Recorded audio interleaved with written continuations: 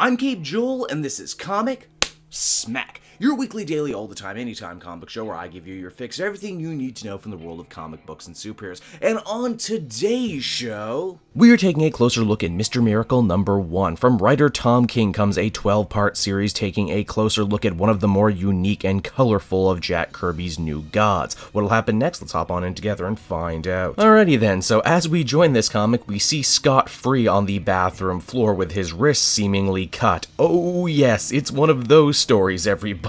Buckle up, because it's gonna be a long one. He's assumedly found by his superhero partner and wife, Big Barda, who takes him to the hospital. We get a very amusing scene of everyone being very serious in the hospital, and yet there she is with her big Jack Kirby armor. No one does actually utter the word suicide in this story, but it is very heavily implied. Another interesting thing I noticed is that this story may very well take place in some sort of side universe, because everyone treats Mr. Miracle like a huge celebrity. He has artwork in his place that's reminiscent of his very first issue. The paparazzi is all after him after this supposed suicide attempt. In fact, this is such huge news it ends up reaching the ears of none other than Orion, Scott's kind of sorta spiritual brother in many ways. Orion deals with this problem the same way Orion deals with pretty much everything. He knocks the shit out of Scott and tells him to stand up. Barda, being both Scott's lover and protector, doesn't take kindly to this and tells Orion to stand down, that he doesn't know what real pain is. He was fathered by Darkseid, but he was raised in the lap of luxury by Highfather. Well, these two were forced to learn under Granny Goodness in the fire pits of Apokolips. And if any or all of what I just said sounds like gibberish to you, then this probably isn't going to be the book for you, because it pretty much assumes you know a lot about the new gods. Now, it's at this moment right here things start getting weird for Scott. Reality gets all hazy, and he can't really distinguish between what's true and what's not. His wife's eyes even change color out of nowhere. It definitely seems like what is reality is going to be a major theme of this story going forward. We even get a little aside of what looks to be Mr. Miracle doing a Chris Angel-style stunt on a nighttime show hosted by a guy called Godfrey, as in probably G. Gordon Godfrey, which is an alias used by Glorious Godfrey, yet another one of Darkseid's stooges. Now, Scott ends up meeting with his father, Highfather, on a beach no less, which is kind of hilarious imagery given the fact that Highfather looks like the Judeo-Christian god. I half expected there to only be one set of footprints in the sand. Highfather wishes he could stay longer and comfort his son, but alas, New Genesis needs him. It would seem Darkseid has returned, and that he has the anti-life equation that he has so long sought after. In fact, all throughout this issue, we keep seeing the same words over and over again. Darkseid is, no doubt, a reference to Grant Morrison's Rock of Ages storyline, wherein we also saw Darkseid is everywhere. Now, just to really hit home the fact that Scott Free might be going insane, while practicing Mr. Miracle stunts in his studio, he talks to his manager, Oberon, only there's a problem with that. Oberon has been dead for a long time. Now, before Mr. Miracle can get his act together, the mother box goes off, warning him and Barda that Highfather is dead and Darkseid is about to take over New Genesis, and as such, they all need to get back home ASAP for the final war. Scott fears going, what with his seeming deteriorating sanity, but Barda slaps him upside the head and says, hey, we gotta go do this, so you better hold it together just long enough. So that was Mr. Miracle #1, everybody, and despite me trying really hard not to compare it to it, I really can't talk about this book without mentioning Vision, another miniseries from Tom King that similarly sought to give extra depth and extra focus to a more lesser tier background character. Vision was one of the best books of 2016, and I can already see with Mr. Miracle that perhaps Tom King is uniquely suited to tackle these stranger heroes. This first issue does a hell of a lot of visual storytelling. The color palette changes, we see a bunch of distortion effects, we get the feeling that Scott may not be a reliable narrator. There's also a lot of mystery. Did he really try and kill himself, or is this Mr. Miracle trying to overcome death, escape it as no one else has done before? Is he really going crazy, or is this Darkseid manipulating reality with the anti-life equation? Lots of interesting stuff to chew on. However, unlike Vision, which I feel you could give to just about anyone regardless if they knew anything about the character and they could get up to speed, this issue here really expects you to know a lot about the new gods. Overall though, I did enjoy it, and I probably will come back for issue 2, which is why I give this one an 8 out of 10. So that's Mr. Miracle, everyone. I hope you enjoyed it, and as always, why not check out some of these other videos? Then you can follow me on social media at Cape Joel, and if you want a great deal on comics and to support me at the same time, please head on over to my book depository link I have down in the description the next time you're looking to buy. Until next time, everyone, this has been Cape Joel. Thank you so much for watching, and I will see you later.